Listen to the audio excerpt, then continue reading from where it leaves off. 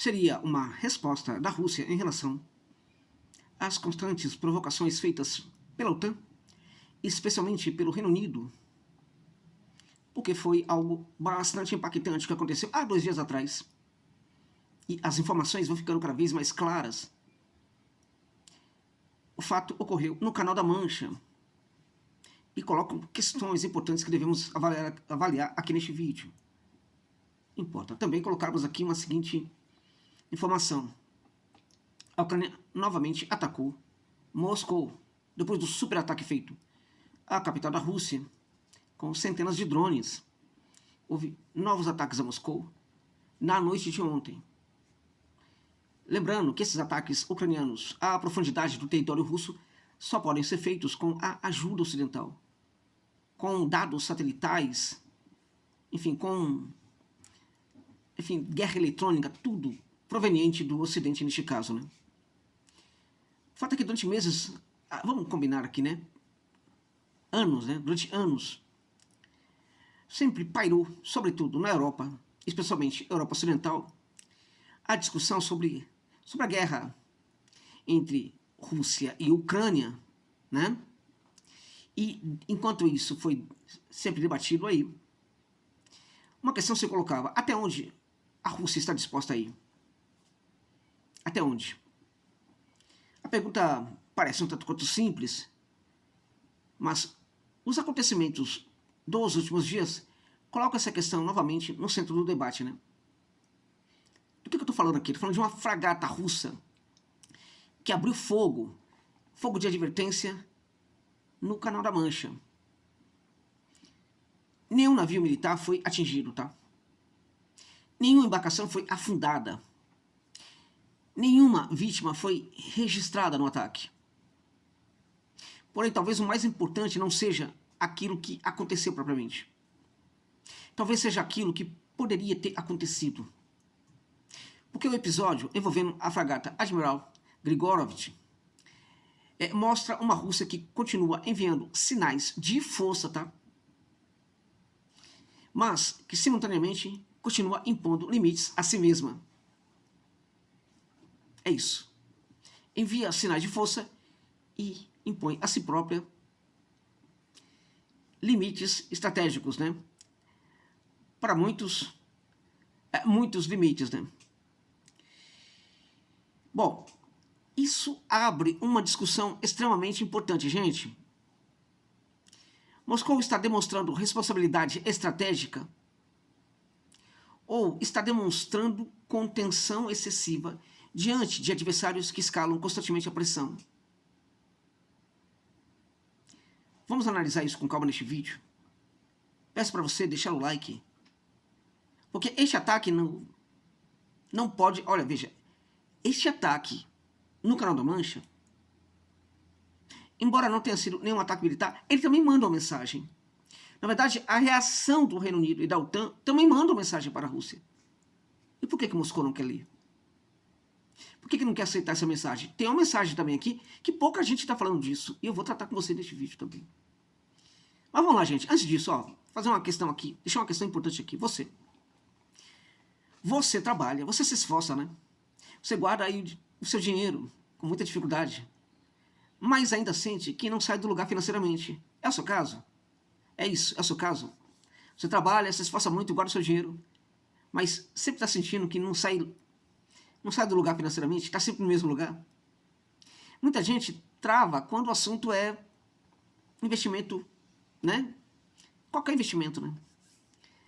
Justamente porque acha complicado, porque acha arriscado, ou simplesmente não sabe por onde começar. Isso é muito importante. Às vezes as pessoas querem investir, mas não sabem por onde começar.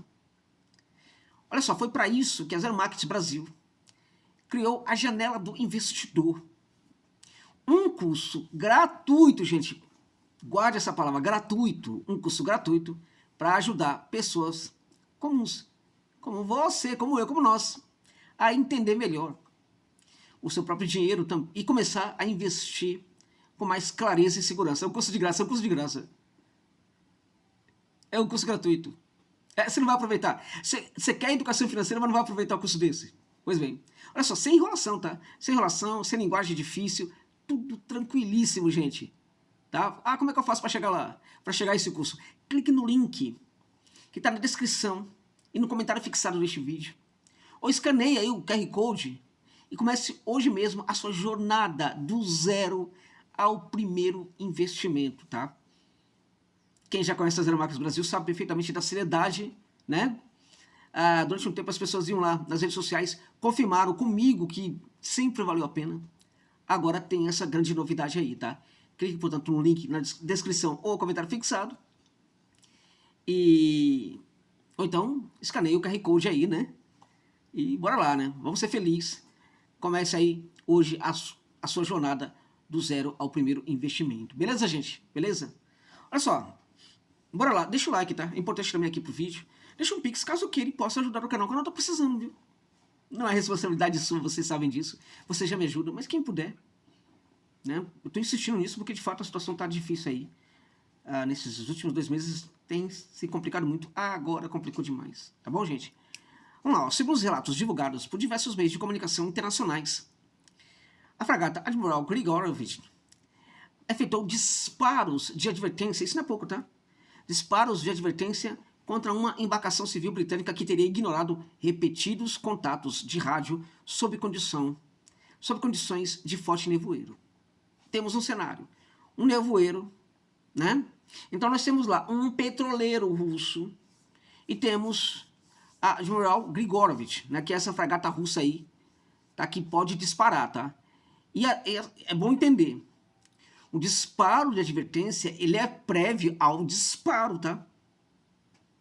E só não aconteceu porque essa embarcação, ela simplesmente deixou de lado.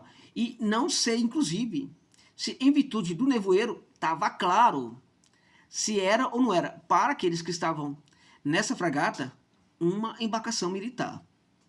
Agora, de onde surge também a necessidade desse disparo de advertência? Em virtude de todas as ameaças que estão acontecendo à frota sombra de petroleiros da Rússia, principalmente quando eles trafegam pelo o Canal da Mancha, né? Então, a fragata, quando ela vai escoltar esses petroleiros, é aquela coisa, né? Ela não pode ficar só na ameaça, tá? Porque senão perde profundidade aí, as armas estratégicas da Rússia perdem profundidade, perde respeito, perde legitimidade, né? Para de gerar esse pânico, né? Ou esse respeito, né? Permeado pelo pânico aí que as armas estratégicas costumam gerar. Então ela precisa, é como um caça, né? Tem uma ameaça nos céus, então o caça vai atrás, ele vai para fazer tudo. O problema é esse caça sair ali do local onde ele está em pouso, porque se ele sai à procura, né, de qualquer intruso no espaço aéreo, ele precisa, né, afastar esse intruso ou disparar, né, seus mísseis contra esse intruso ali nos céus da Rússia. Essa fragata, que é uma arma estratégica russa também, ela dá o tiro de advertência. Olha, não se aproxime. Eu não estou entendendo qual é a sua intenção. Caso se aproxime mais, eu vou disparar. Então teve disparo de advertência, depois teria o disparo mesmo para destruir completamente este navio britânico no Canal da Mancha, tá? Então, houve, portanto, o disparo de advertência contra essa embarcação, que ignorou os sinais, né? E isso também aconteceu, provavelmente, por quê? Porque quem estava no comando dessa embarcação achou que está tudo muito bem atacar a Rússia, se aproximar de uma embarcação como a fragata Admiral Grigorovich, está tudo muito bem, não tem ameaça nenhuma. Porque, veja, quando tem ali uma advertência e o barco continua, né? Então, é porque ele, de fato, está testando. Ele está presumindo que não vai ter problema nenhum. Até que teve os disparos. Aí, sim, a coisa mudou. Bem, esse incidente ocorreu próximo à ilha de White. O navio britânico, ele teria se aproximado perigosamente dessa embarcação russa e, como eu disse, a resposta foi imediata. Disparo de advertências sem feridos, sem escalada, né? Sem confronto direto. Detalhe, sem feridos, sem escalada, sem confronto direto, porque a outra parte recuou. Porém, o episódio ocorre num contexto muito mais amplo, né? E é isso que realmente importa. Poucos dias antes, forças britânicas haviam participado da interceptação de um petroleiro associado à chamada Frota Sombra Russa. Essa frota tornou-se uma das ferramentas vitais para que Moscou continue exportando petróleo, apesar das sanções ocidentais. Em outras palavras, não estamos falando apenas de navios. Estamos falando de receitas energéticas, né, importantes. Estamos falando de sobrevivência econômica. Então, essa frota sombra da Rússia também implica tudo isso aí, né? Bom, estamos, portanto, falando da capacidade da Rússia de continuar financiando a sua economia e também o seu esforço militar, o seu desenvolvimento econômico, os seus investimentos tecnológicos, que a Rússia tem feito bastante em alguns campos, né? Tudo isso fica ameaçado quando navios petroleiros começam a ser sequestrados aí pelo Ocidente. E a questão que muitos colocam é, a Rússia não vai fazer nada? Tá aí.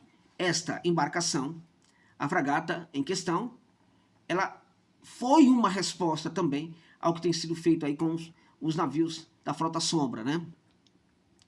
Então, diante desse contexto bélico, né, esse cheiro de pólvora no ar, né, a gente pode falar que também, em virtude disso, esse episódio chamou tanta atenção, né? Porque pela primeira vez em muito tempo, vemos um navio russo demonstrando claramente disposição para proteger fisicamente interesses estratégicos ligados ao petróleo. E essa talvez seja a principal notícia neste caso. A Rússia deu uma demonstração de que vai atacar. Já era para ter havido a compreensão por parte do Reino Unido, de certa forma até aconteceu, depois o Reino Unido parece que afrouxou um pouquinho ali, né? Enfim, esse movimento, né, de acreditar que a Rússia pode atacar, depois que a Rússia não vai atacar, vai se conter, a culpa disso é da Rússia. É da Rússia. Nós não sabemos, na verdade, qual era o objetivo dessa embarcação civil. Não sabemos sequer se de fato era comandada por civis. Mas algum objetivo tinha ali.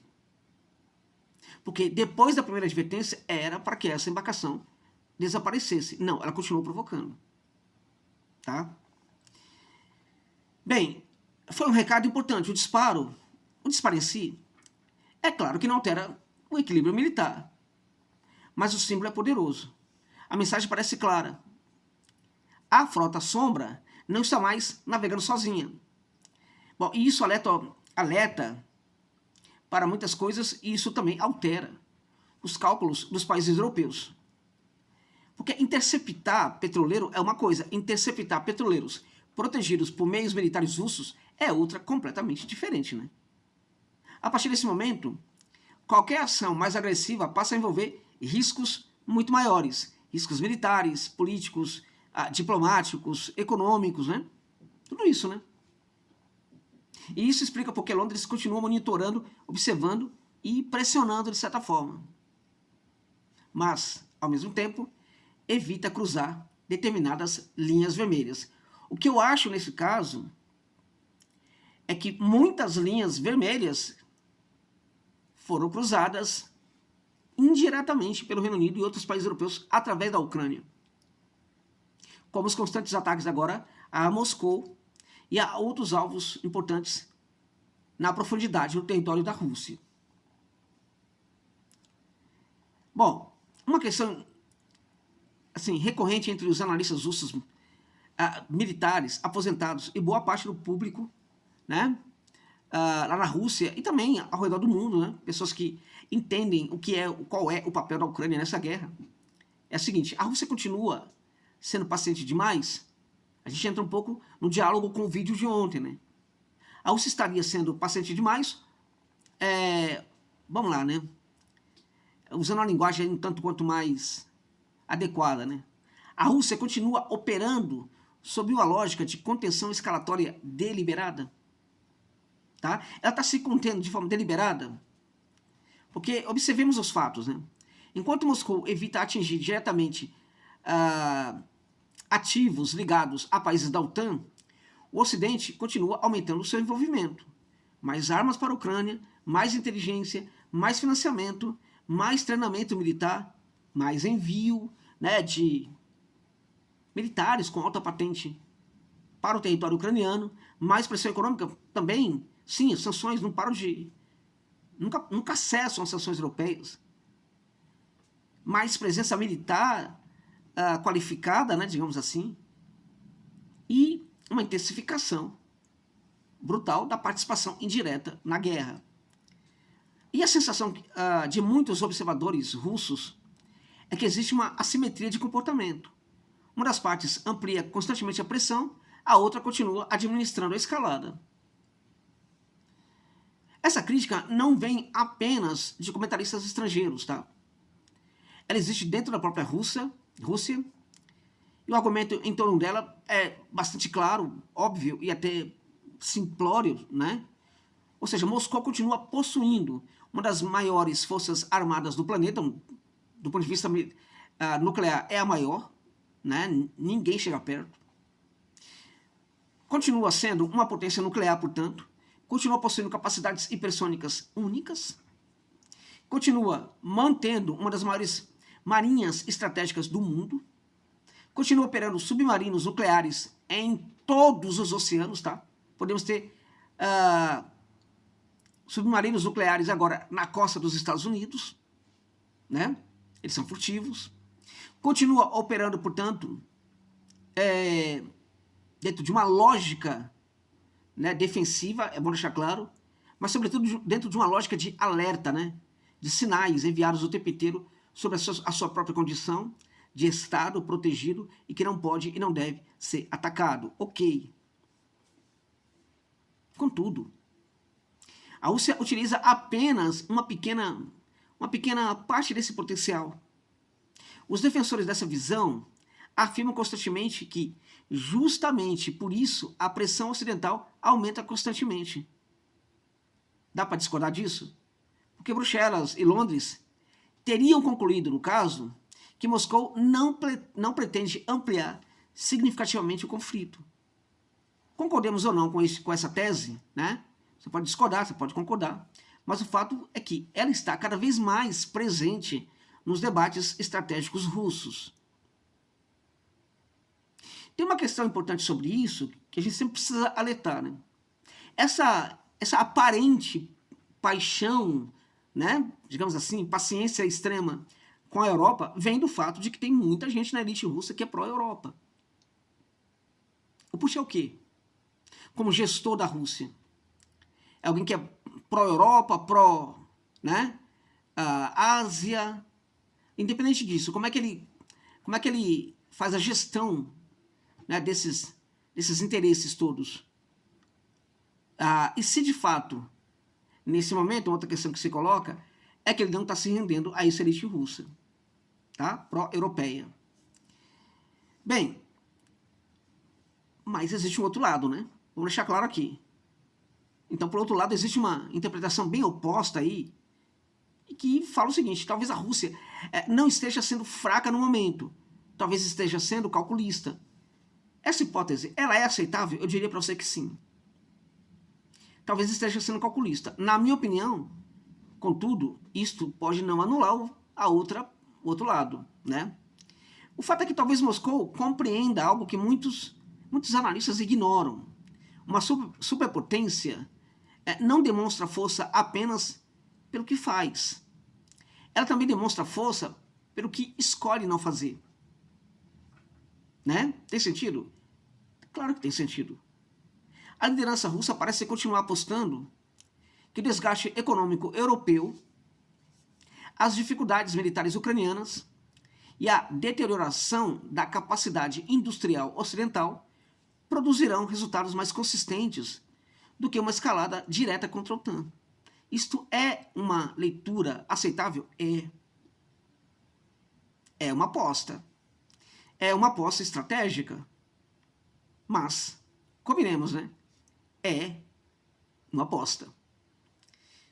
Bem, independentemente de qual interpretação esteja correta no caso, O episódio do Canal da Mancha mostrou algo importante. A Rússia não está mais apenas reagindo. Ela começa a proteger, no caso, alguns ativos importantes, né? Alguns dos seus interesses estratégicos mais vitais para o desenvolvimento econômico, para a manutenção do esforço militar, para o desenvolvimento tecnológico e assim por diante. Porque sem petróleo não existe orçamento, né? Sem orçamento não existe indústria militar. Sem indústria militar também não existe capacidade de sustentar um conflito prolongado. Por isso o Ocidente não deve ser visto apenas como melhorando aqui, né? Por isso este incidente, na verdade, né? Este ataque, porque não deixou de ser um ataque, né? Não pode ser visto apenas como um disparo de advertência, né? Ele deve ser visto como um sinal, mais um sinal aí importante, um sinal de que Moscou considera determinadas linhas cada vez mais importantes. E vamos combinar que nisso aí dá pra gente aceitar um pouco, né? A grande pergunta aqui, portanto, a grande questão que se coloca aqui é a seguinte: o episódio da fragata Admiral Grigorovich foi apenas um incidente isolado?